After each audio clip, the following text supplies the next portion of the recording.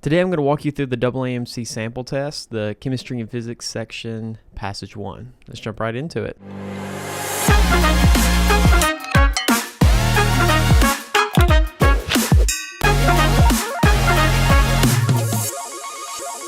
So the way that I go through every single science passage is something that I've coined the Flowchart Method. It's pretty corny, but you'll kind of see why it's called that. I have a good video on how to do that, so it should be popping up right here. The main premise behind the Flowchart Method is that there's two things that we're paying attention to. The first one of those is going to end up being your basic sciences. Basic sciences, so things that you really remember from your undergrad, your basic undergrad lecture. I know there were some of you that had like astrophysics. I'm not talking about that. But your basic undergrad lectures, your bios, your gen chems and stuff like that. And also something that you would remember from an MCAT prep book. Some of the big box prep names are a little bit more extensive than I would care for my students to know as far as they dive into the sciences really in depth. And that's not necessarily what the MCAT's questioning, but still, if you remember it from your Kaplan book set or your Princeton review or your Altius, or you remember it from your undergraduate lecture, that's probably going to be a basic science, which is just something that they could test you on. Aldehydes, Le Chatelier's principle, amino acids, things like that. Those are basic sciences. So we're paying attention to those. That's number one. And then the number two thing that we're paying attention to, I have coined relationships. Now, what relationships is they're going to be ways that sciences are connected. Okay, so sometimes you'll see them say that whenever we gave placebo X, then that means that result Y went up. And so I would say increased placebo X leads to an increase in result Y. That's kind of a relationship, and you'll see those as we jump in. They're a little bit easier to tell by actually doing them. So without further ado, let's go ahead and let's get into this passage specifically. I'll highlight the basic sciences, even though I generally write them. It's just for time's sake. So this passage says, it doesn't even have a title. How about that? It says HIV protease. Okay, protease is a basic science, right? It's enzyme that cuts a protein. Is an example of an aspartyl protease. Okay, this is an example of something that's not a basic science. An aspartyl protease. That is a science that the MCAT is adding. So, an aspartyl protease, which is an enzyme that utilizes an aspartate side chain during the catalytic cleavage of a peptide bond. Okay, so even though aspartyl protease is not a basic science, and it's something we can kind of reason to, you see that it's not a basic science because they go and explain it. It's an enzyme that uses an aspartate to cleave a peptide bond. Uses an aspartate to cleave a protein. That makes sense. Okay, since HIV protease is a relatively small homodimer, one, or homo means the same, dimer means we have two. So that means there's going to be a protein that's going to be made up of two subunits that are both identical. And so we can even highlight that if we really wanted to. Of a 99 residue protein, it can be directly synthesized or cloned and expressed in fast-growing cells. For this reason, it was targeted for structure-based drug design in order to treat HIV infection.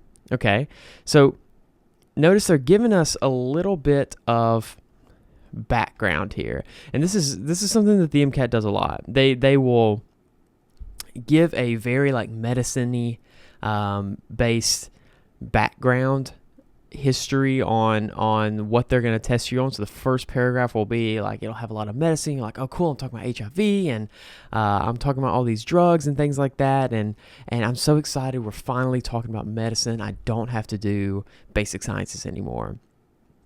But no, they just want to test you on homodimers and peptide bonds. So don't get your hopes up. This is still a basic science test. Okay, so But what they're doing right here is they're kind of telling us that everything that they just said is the reason why we are targeting this one specific site, because HIV is pretty bad. I mean, that's all we really know at this point. And as far as in undergrad. And so that's what we're attacking, because this is one of the reasons that makes it so virulent. Okay, and for this reason, it was targeted for structure-based drug design. So I actually, this is not a basic science, but I have noticed this through tutoring the MCAT and prepping for it myself. Anytime that they say the word structure, if they say structure-based drug design, usually what that means is we're going to get asked a question about the functional groups or what is actually composing the actual drug. So I see that, and then kind of looking forward, I see that we're talking about, or that they're actually showing us a figure of this drug. And so I'm sure that we're going to get a question about this drug. So if I look at it, it told us that it's made of peptides, and so what they very well may do, or they told us that it is a peptide, which is made of amino acids. So what they very well may do is they may ask us what amino acids this is made of. They could ask us what the charge of the amino acids are. They could ask us what the charge of the entire protein is. They could even change the pH and say, according to your knowledge of pKa, what's the charge of the protein now? And this is something that you really need to be thinking about. It's great to think about how they could test you as you're going through it. But when I get to figures, I don't really waste a ton of time interpreting them. I just kind of glaze over what it actually is, and then I will read the figure caption. So it says the peptide bond is cleaved by HIV protease. So this right here cleaves between these two residues, those two amino acids. Okay, I'm just going to move on. I'm not even going to waste time trying to figure out what amino acids that's between, because I'm either going to get asked that question or I'm not.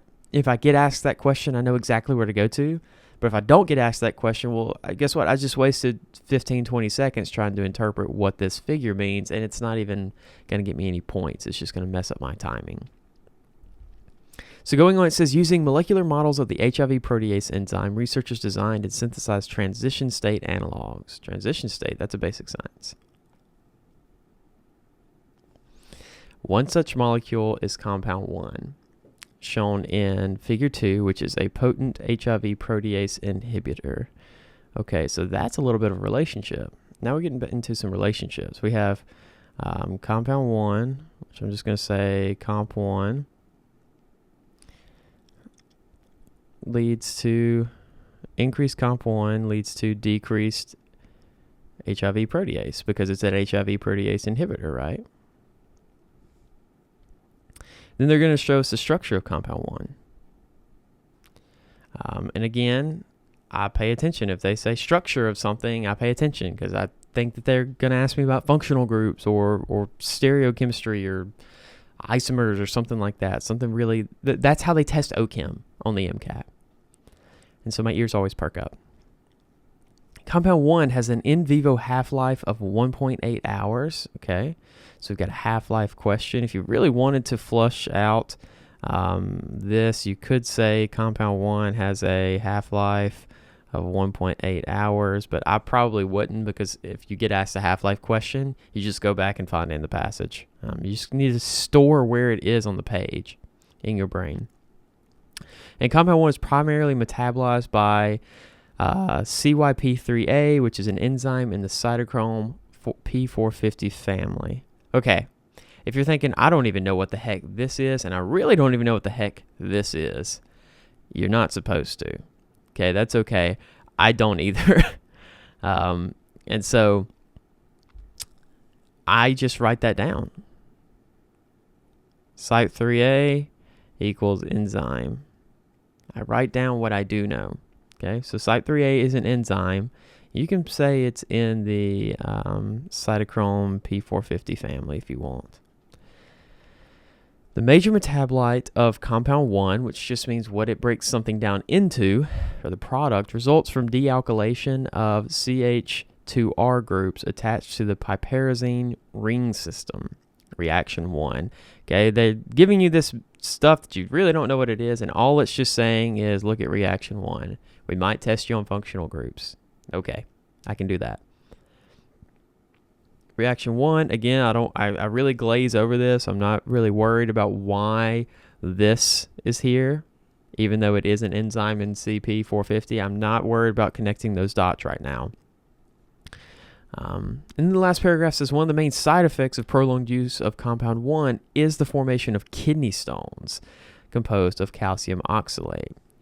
And then it gives us the structure for calcium oxalate.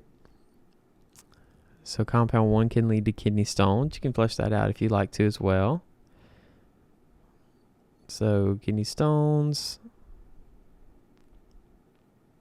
which is made of calcium oxalate.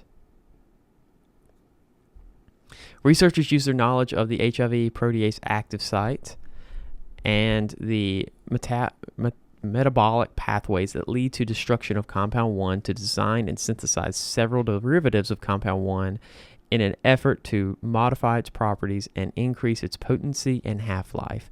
Okay, so if they're talking about the active site of an enzyme, what I want you to start thinking about is they can ask you one of those amino acid questions where they say the active site is aspartic acid.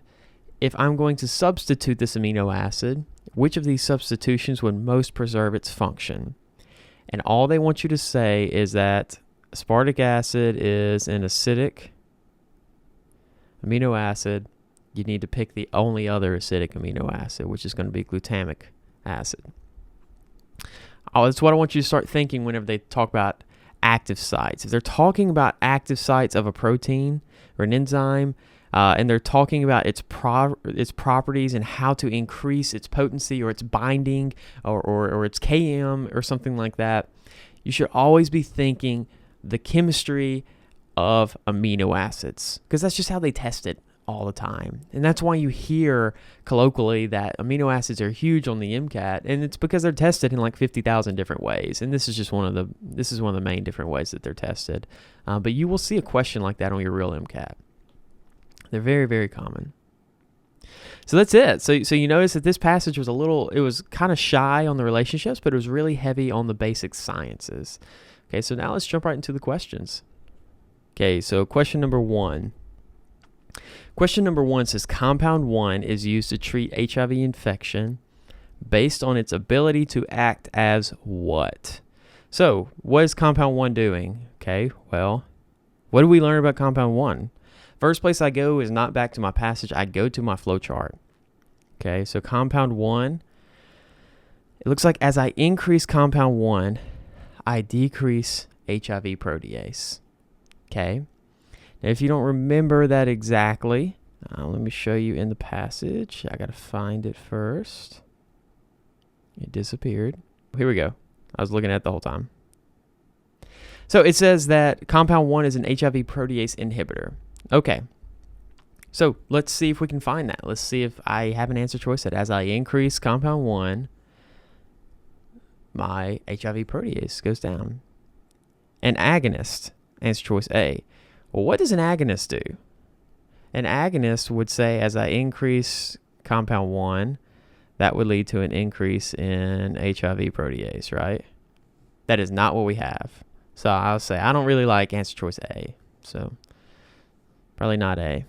B says an antagonist. That would say as I increase compound 1, that leads to a decrease in HIV protease. I mean, that's pretty much what our flowchart said. So I kind of like B, so maybe. C would say that as I increase compound 1, there's really no change to HIV protease, so maybe not C. And then D says a catalyst, which would basically be as I increase compound 1 to a certain threshold, then I would experience a faster rate of HIV protease conversion or something like that. And we just don't have any support for that. So I don't like answer choice D either, and B would be correct. Pretty easy one. And so even though our flowchart was very thin, it still got us a free question right there. Number 2 says how many, I told you this one would come up. How many stereoisomers of compound 1 exist? Okay, what's that saying? That's saying, hey, let's look at the structure of compound 1. Let's find how many chiral centers it has, label that as N, and use the formula 2 to the N is equal to stereoisomers. I actually had a question similar to this on my real MCAT. And for some reason, I think I whiffed on it. But it's very easy now. I've learned my lesson. Okay, so we've got to find the chiral centers. So what a chiral center is it's a carbon that is connected to 4 different groups. Okay, so if you have 2 hydrogens, that's not a chiral center. If you have 2 of your branches are connected to Taco Bell, that's not a chiral center because they have 2 of the things that are the same. Okay, so we're looking for which of these are unique. They're connected to 4 different unique branches. Okay, so I see one. I'm going to use lime green because why not? Here's one right here. Right, because it's connected to this guy, this guy, this guy, and a hydrogen in the back. What about this one? No, that's not one, right? Because it's connected to 3 of the same substituents. It has 3 methyl groups. Okay, and if you have 2 identical substituents, you are not chiral. So maybe not that one. What about this guy? Yeah, for sure. That's chiral. Whoop. Excuse me. This is going to be chiral. It's connected to 4 different ones. That is not. Anything with a double bond is not going to be chiral. It looks like this is chiral. And it also looks like this is chiral.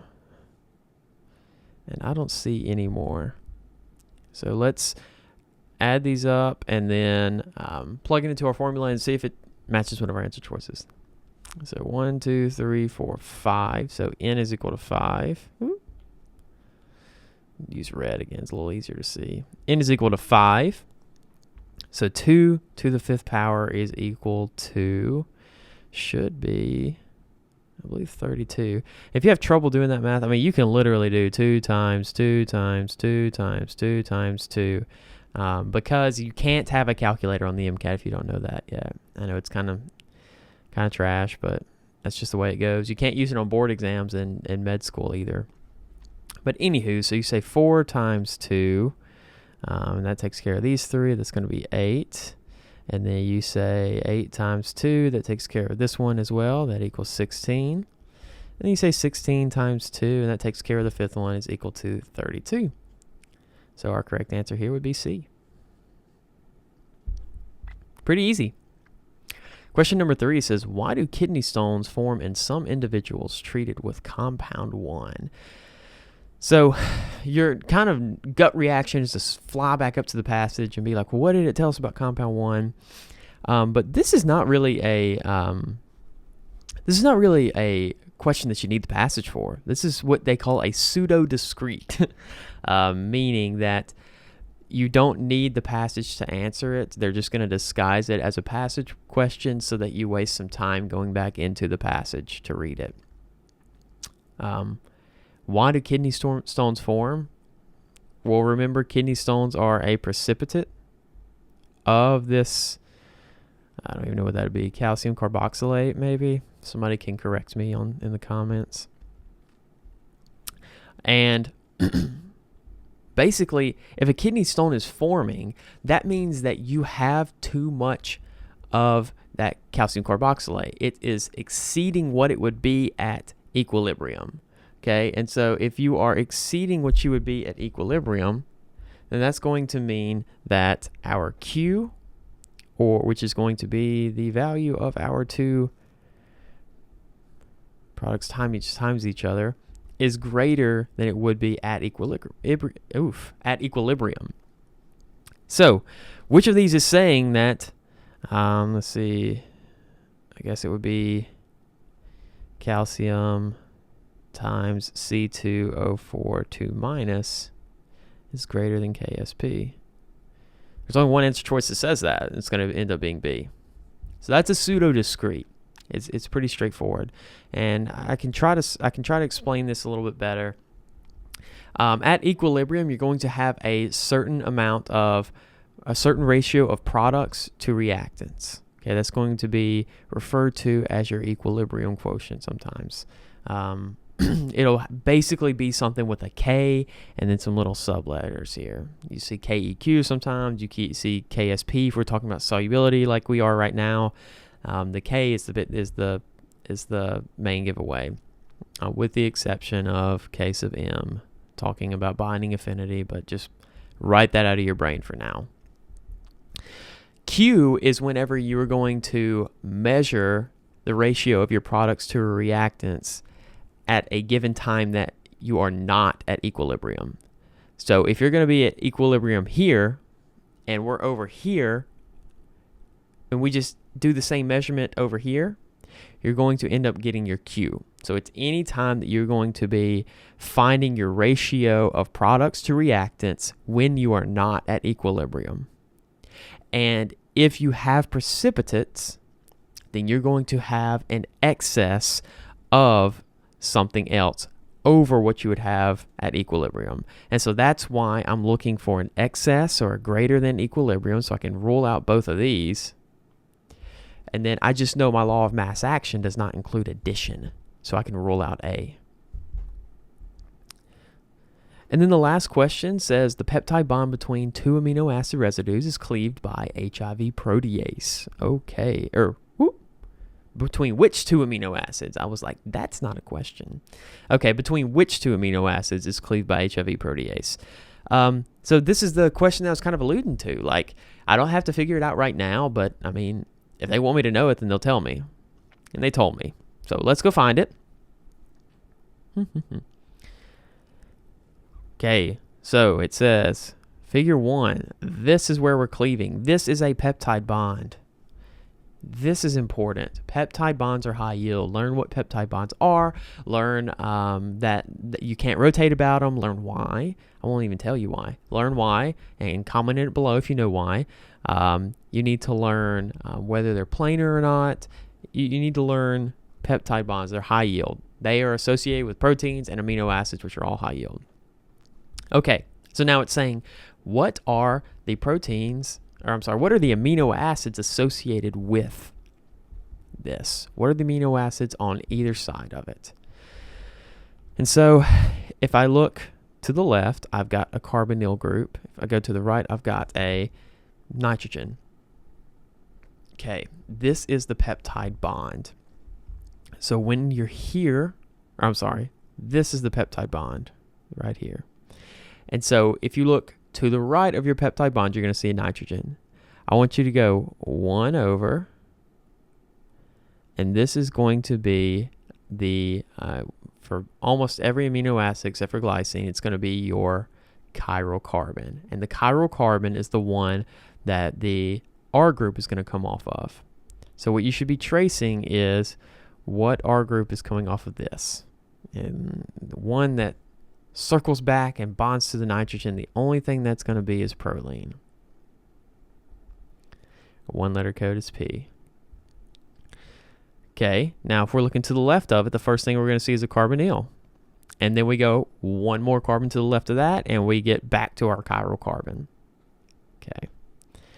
What R group is hanging off of that? It looks like we've got a methyl attached to, it says pH, that's just a benzene ring.